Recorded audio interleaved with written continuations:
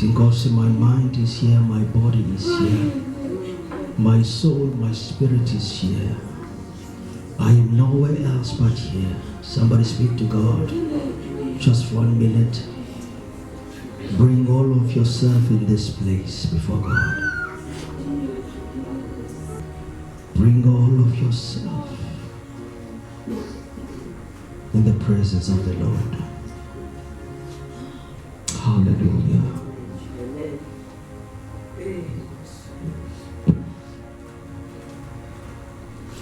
Ndiyanibulisa abangcwele ngegama elinamandla, igama eliphilayo, amen, igama elinqobayo, amen, igama elihlangulayo, haleluya, liyoyisa eligama, amen, liyadiliza, liyanyathula, liyachabalalisa, libuye linika ubomi, haleluya, igama lika Yesu, amen. Namhlanje without wasting time, cela nje sibalekise kwincwadi yezenzo chapter 9 verse 26 to verse 31. Incwadi yezenzo sahluko sesithoba sahluko na-26 uSawule eYerusalem naseThaso. Ke kaloku akufika uSawule eYerusalem wamana elinga ukuzibandakanya nabafundi, kodwa bamoyika bonke bengakholwa ukuba ungumfundi. uBarnabas ke wamthabatha wamsa kubapostile, wabacacisela ukuyibona kwakhe inkosi endleleni nokuba yathetha naye nokuthetha kwakhe ngokungafihlisiyo eDamasko egameni lika Yesu. Wayenabo ke engena ephuma eYerusalem ethetha ngokungafihlisiyo egameni lenkosi Yesu. Wamana ethethe phikisana namaYuda esiGrike ayezamela ke wona ukumsika. Bekwazile ke oko abazalwane bamhlisela eKesareya bamthumela eThaso. Laye ke ngoko ibandla kulo lonke elakwaYuda nelaseGalili nelaseSamaria linoxolo, lisakheka lihamba liyoyika inkosi, laye lisanda ngentuthuzelo yomoya oyingcwele. I want you to remember these things. In verse 31, ukoqala ithi bandla lalinoxolo. Number 2, lisakheka. Number 3, liyoyika inkosi. Number 4, lisanda ngentuthuzelo yomoya oyingcwele. Bangcwele, when umuntu bongekho last week, you missed out on a very important subject matter. Bangcwele, I believe in my spirit ukuthi it is the last chapter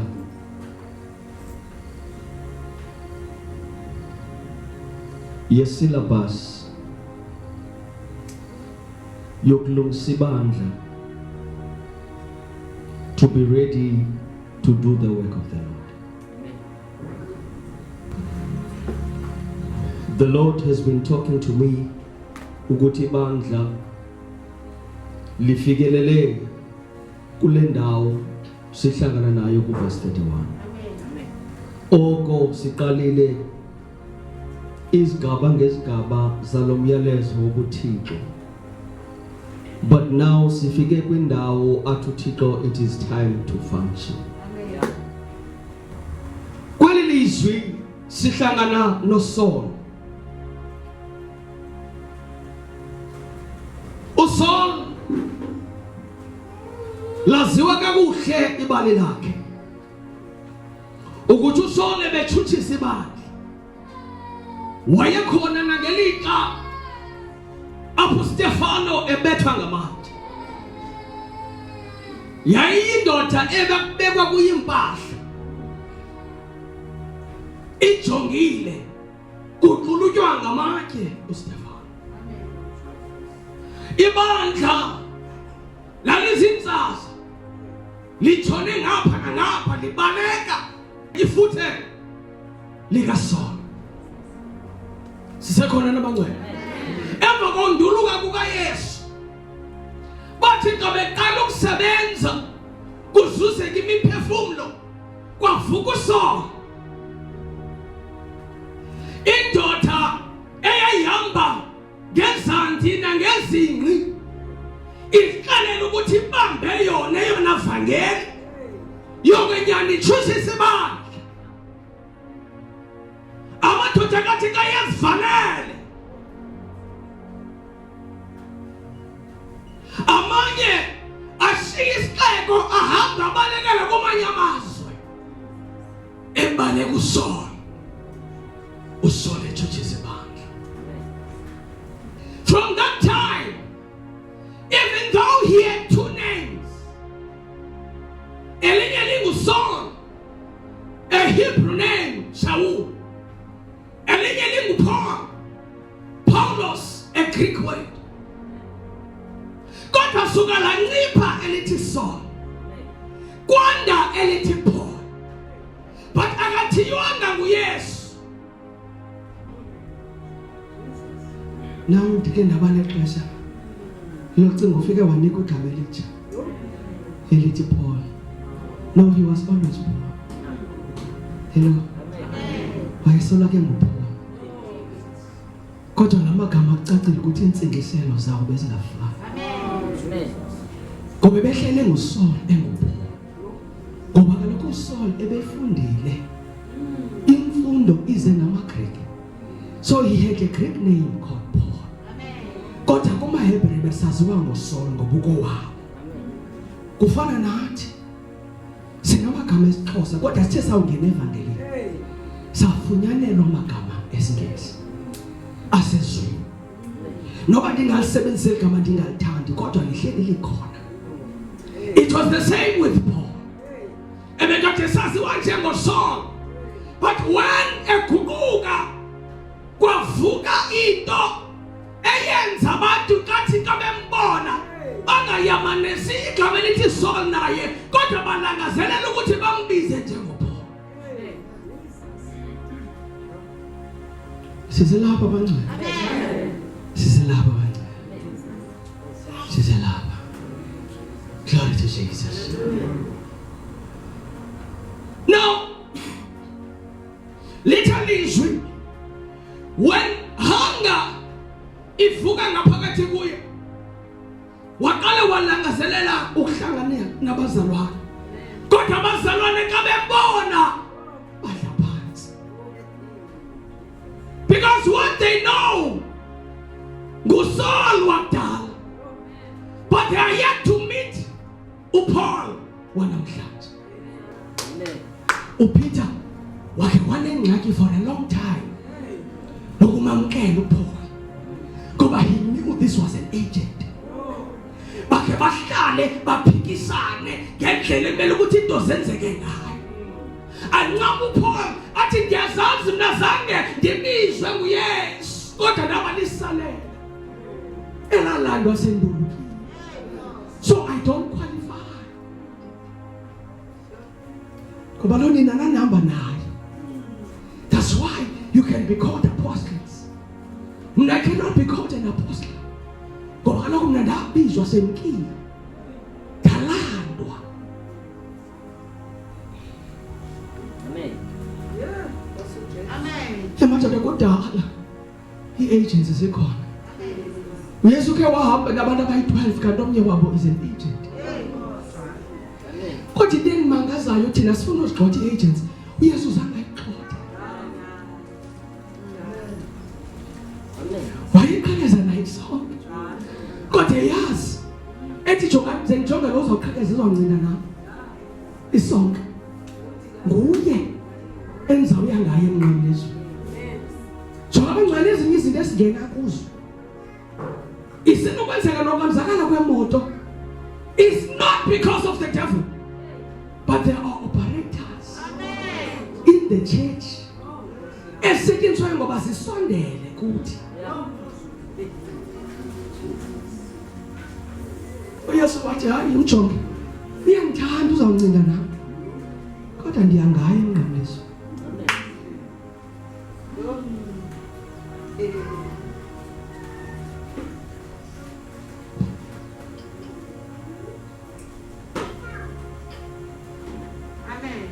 I did not know ukuthi izawahamba apha.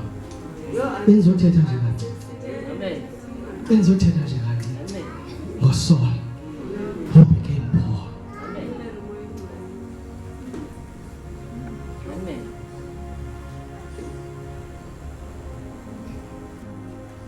Yazi yakwazi ukubiza igama lomuntu. Etshwaleni uve xa kuthiwa yo uthetha ngobani? Kanti kuthethwa because the one is an agent. But ulive la uba ngapha igama lomuntu. Liqala ulive ba lingamandla. Ngoba he's functioning negama lakhe uvamandla. Lithi la ubizwa uvamandla. Xa kuthiwa kuzubana esibhedlela ulele awukosa ukuthi noma ubugula kodwa uvamandla. Ungekaboni kodwa uvandona igama lakhe. Because you know the one who's coming is coming to function. Bakhona abanye bazokubona esibhedlela akumela kuthandazela kodwa uva inhliziyo ithi ungafi nje. Uyamezele nto. Kodwa milebe ithi phila ngegama laYesu. Kodwa inhliziyo ithi unyamezele nto. Ngoba kakade lokufakile nabo insurance. Dilinde lo doloke ungafi nje.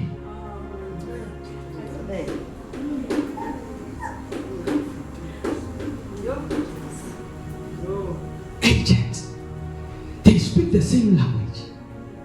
Baphakama izandla ngokufanayo. For that matter inyembezi zabo xa befikele umoya ongcwele zidlule zakho.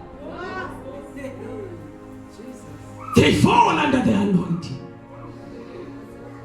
But when they wake up, base ngoSaul. Abakabe nguye Paul.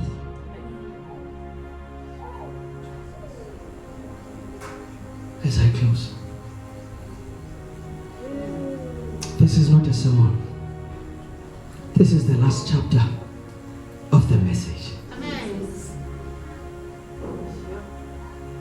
2022 will be a different year Amen. for Life in God Ministries International.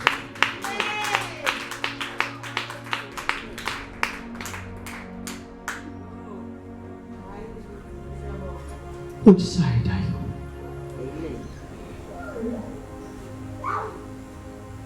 Ukweliphi? Are you operating or are you functioning? Who are you? Who are you? You're a pillar. You've been here since laqala ibandla. But the question today is, who are you? Ngoba ngaba khona umuntu okolaqala ibandla. The question, ungubani? Ngoba ba uyi-operator. Bathi bezigqibele bebambelele ngawe. Kodwa sokubona usenza ivosho. Bawa abantu bashibandla. Bangapha babambelele ngawe.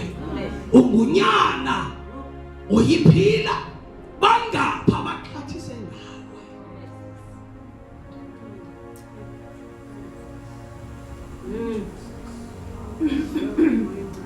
Amen. Hayi ngobani bonke abazawuthi xa besebandleni bathi insika yami nguYesu.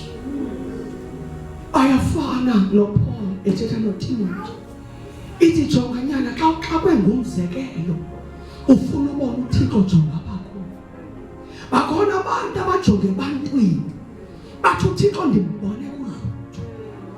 Ukuze ngikhula phela life mandibambelele ngayo. Kanti ingxaki ubambelele ngomuntu operator.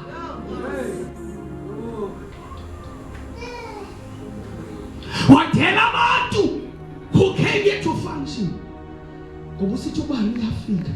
Ubani akafana asetshenziswe. Kanti lo muntu usetshenziswa kakhulu ebandleni. Oyena operator. Wayeka abantu abahleka ezitulweni abangazi kwimic. Kanti ngabona abazofunction.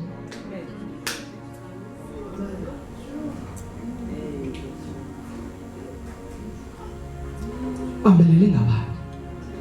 Iyazenzekela mosilanda uthi yo Thathu nokonyana uyanisikelele. Spiritually ubambelele ngayo. Mam November uyanisikelele. Spiritually without being aware ubambelele ngayo. Can you mean that into? Moya wakho ditheke kuthi uzawubambelela kuba. Aphe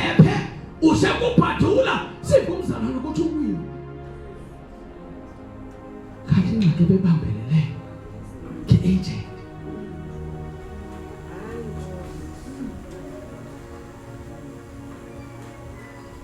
jonga ana mind noba ungathi mfuso uqomoza inkosi yabona le intshumayelo ubongqotha dimkile jamta sekhaya bye ngoba operator kakade silinda bazawufunction mhlambe bebevalelwe nguwe bye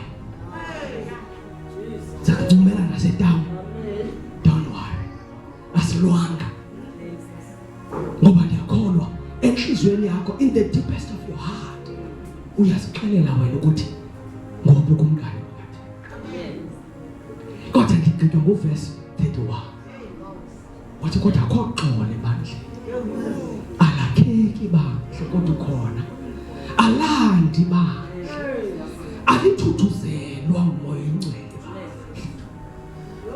kodwa khona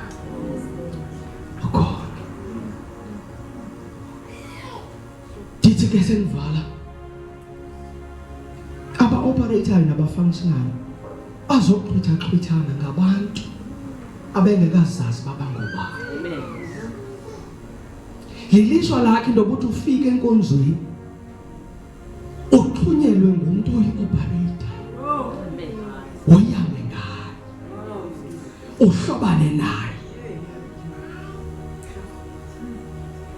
ngoba you fail to discern with your spirit wambona ingathi uvutha kakhulu wathi nanku umuntu enza uconnecta kuye life kanti uzonzakalisile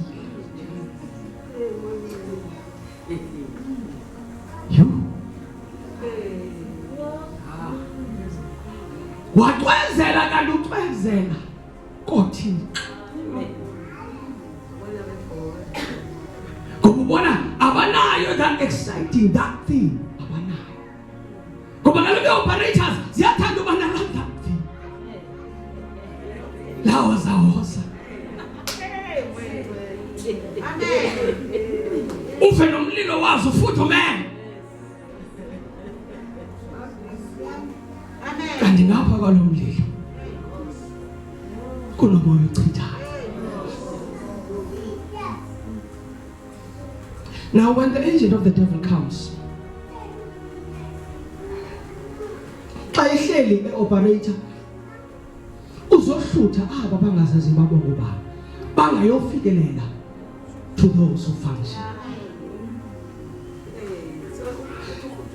Mama mame ingxaki ebangela i-operators i-agents zikwazi ukusucceed ebandleni, it is because i-agents xa zifika ebandleni they know I'm here to operate. Kodwa ingxaki abazalwane bazokhonza hayi ndiyecaweni, ndikhubuliswe, tata ngekaphela onyakhe ndimve yonke ndivakana nini ndidiniwe but ndiyaya nje. But an agent iyazazi I go to the church this Sunday to operate. Ngoba uzawubuzwa xa ephuma apha bangapho bazuzileyo wabenza bebebona umbono kodwa ngoku.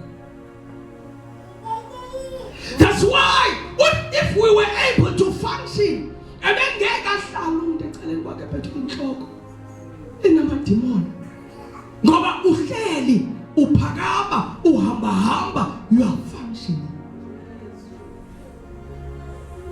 Ayabandive functioning, it doesn't matter noma uhleli okanye ulele noma uyasebenza noma wenzani, but you are functioning.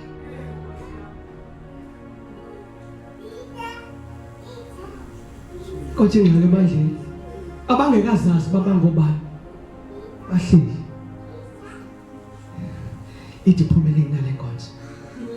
I-agent ithi mfundisi libazisa ngoba khona engikamfumana, khona endijonse kuyintolo angikamphaki ngakulinga mfundisi ugqibe kule service. Omnye uthi ansozeli into ebenza afika ndizenze endlini nansi ingxaki ebandla.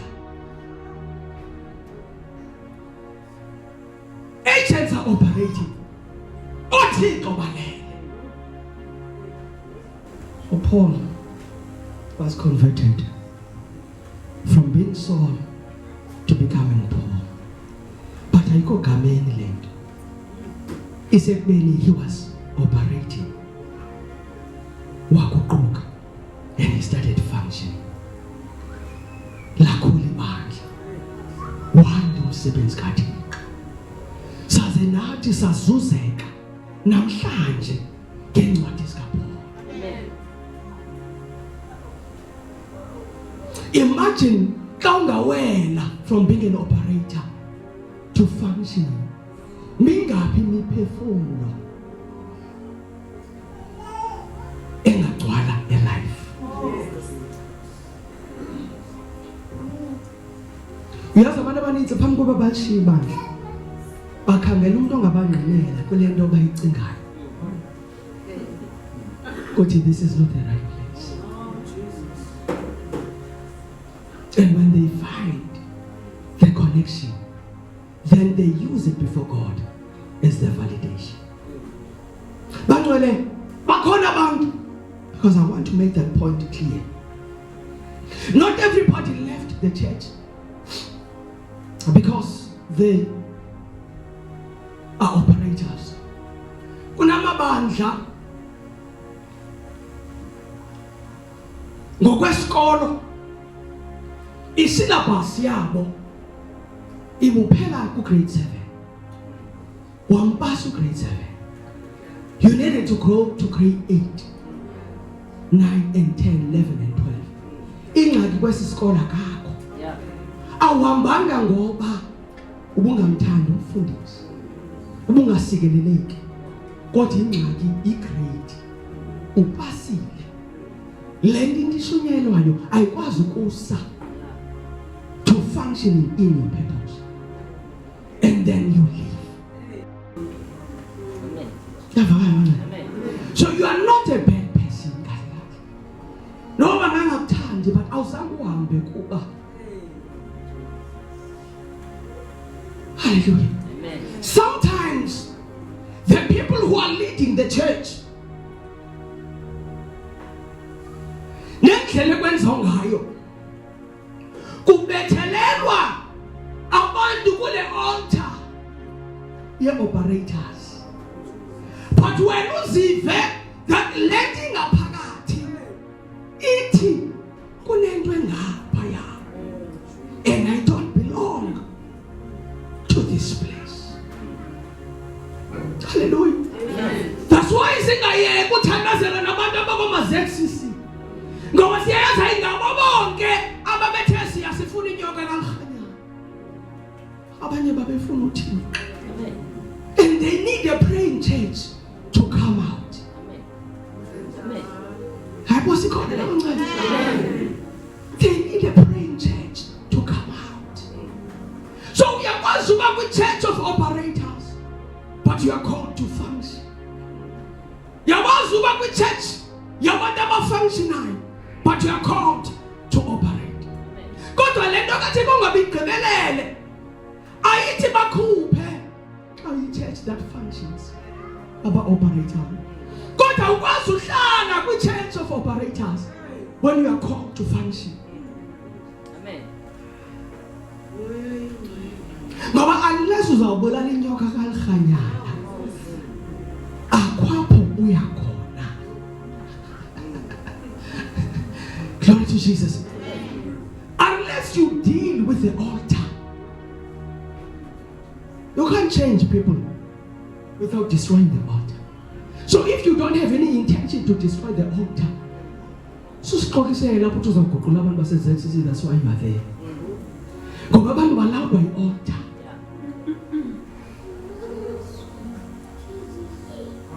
Amen.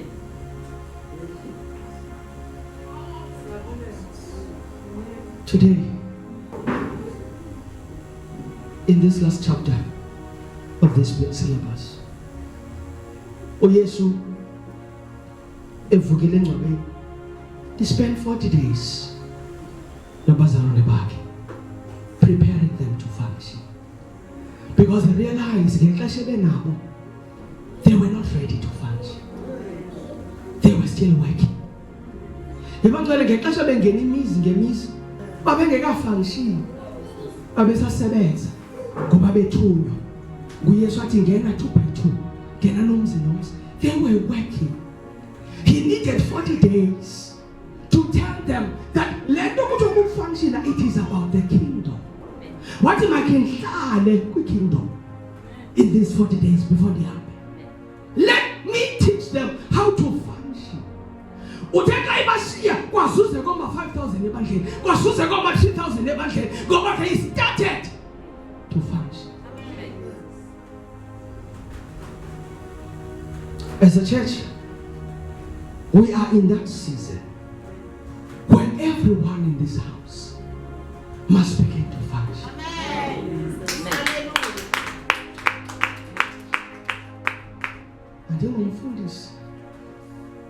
I change that you have an anointing to function. Amen. And Patty Mike, I change you have a mandate, a purpose in this house. Amen. I'm not popular, but you still have a purpose in this house. Yabona la ndawo uba namhlanje ebehleliswe nguThixo. Kunabantu abanqungayo phesitratweni abathi bengithunyiwe kodwa ngikwazi ngena ngoba kunomama ofunctionayo eminyaka. Yena akazazi uhlelo mamelizwi kodwa umoya wakhe uyafunctiona. Ama-devil worship aphandle ayanqunga athi namhlanje asikwazi ungena ngoba ingxaki ngumuntu ohlele eminyaka.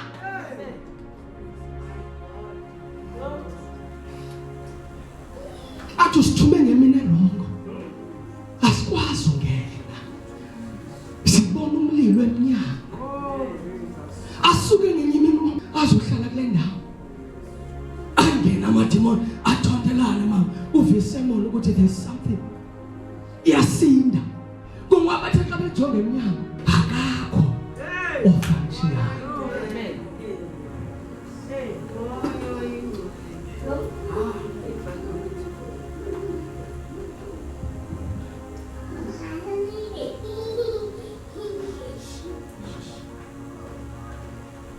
Ready to move to the next dimension. Paul was used by God mighty. Samuel usebenza enkonzweni all his life usebenza enkonzweni. Bakhona abantu apha baziziquququ bayasebenza enkonzweni. But all these years and the energy that you spent by might and by power awukaqalisa ukufunction.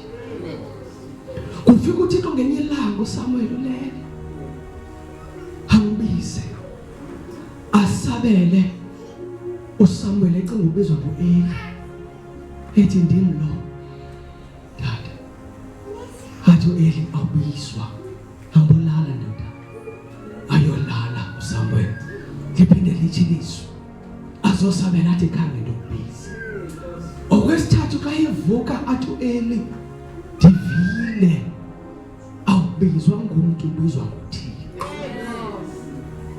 That day when he heard the voice wathetha naye uThixo waqala lo mini he began to function. Amen. He became the prophet. YakwaSrayeli.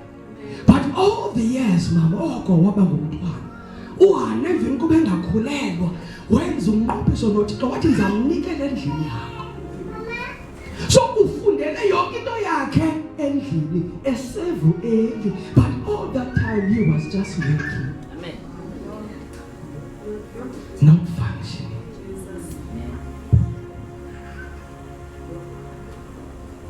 Today God is talking. Waqala uThixo umsebenzisa uSamuel njengomprofeti. Wagcoba amadoda kaThixo wagcoba uDavid. I don't know how many ugcobo lwabo promotion yabo impumelelo yabo ukuphila kwabo kusezandleni zabo. But it will not happen until you are ready to function.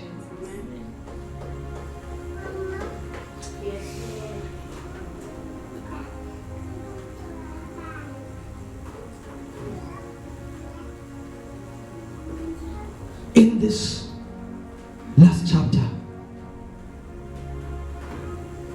bangcela yike into engaphaya ndimvela uThixo wathi after this chapter yanezantsi uyigqibile isyllabus yobuThixo, because after this one fanele bahambe bayosebenza ukuze libe noxolo likhule lakheke lande ibandla.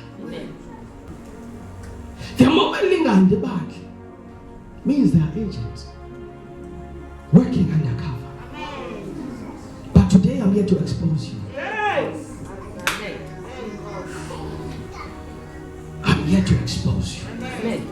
It doesn't matter. Nobody will tell you, but I'm here to expose you. That you've been working. And ayimsikeleli mama into kaSaul. Ngoba uSaul wayezixelela uba ndenza yona. He was so confident uba le ndenza yona. Oyena Thixo ngulo wam. Abantu abamkileyo ebandleni bangabi nangxaki to connect with you. I'm not just talking about you. And bathe bavume ukuthi imvano yenu bathe ukwazi nokubasebenzisa babe so close. Kodwa bekho. But imvano yenu is so close. Kodwa bemka bashibaki. But anivani man. And you ask yourself, lemvano, what is its foundation? Ngoba lemvano ayibalandi ukuthi mawabuyele ekhaya. Nithandana bengaphandle. To what end? For what purpose?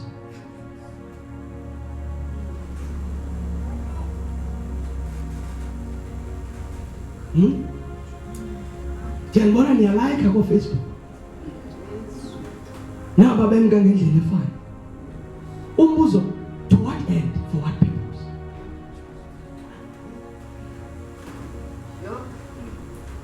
When somebody says, let vision as a life, I don't belong to it. It's no longer mine. I reject it. When you connect to somebody who's serving that statement, what is the connection here about? If somebody rejects your father and you are my son, uthi noba ngamcapela utata kodwa uzavana nawe. For what purpose? To what end?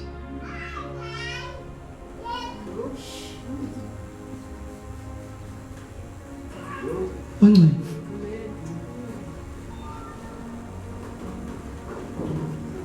This is the moment of truth.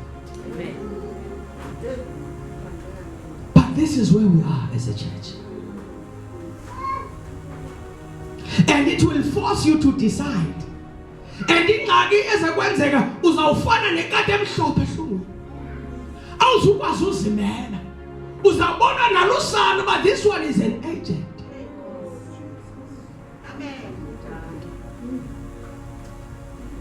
Uzawuthi efika kuwe emva kwale service ephakamisa ifone ethe umvile utata ethetha ngawe.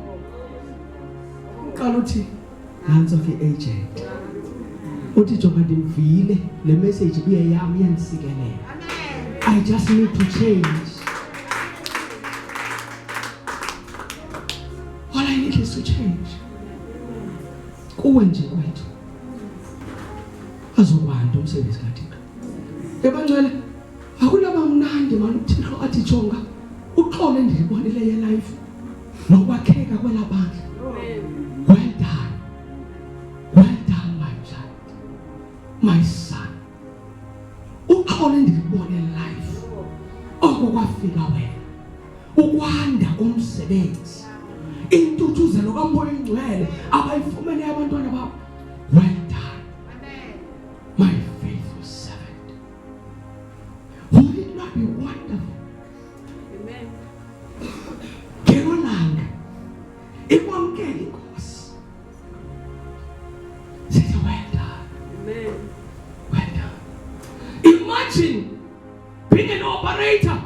ungangeniswa noba uzangena izulu kodwa ungangeniswa ezulwini kuthi akhawulinde ujonge aba bathe short left ngenxa yakho kodwa athi jonga ekugqibeleni uqualifyile for izulu kodwa ngifuna ubona umsebenzi wakho phambi kokuba uqualify bangene ezogwini aqala athi ngena my child you qualify. Wouldn't it be a shame? Wouldn't it be a shame? Ezulu ufumene kodwa bangapha baphosene nezulu ngenxa yakho. Bangapha abantu bamkele ibandla ngenxa yakho. Who do you want to be today? What do you want to be today?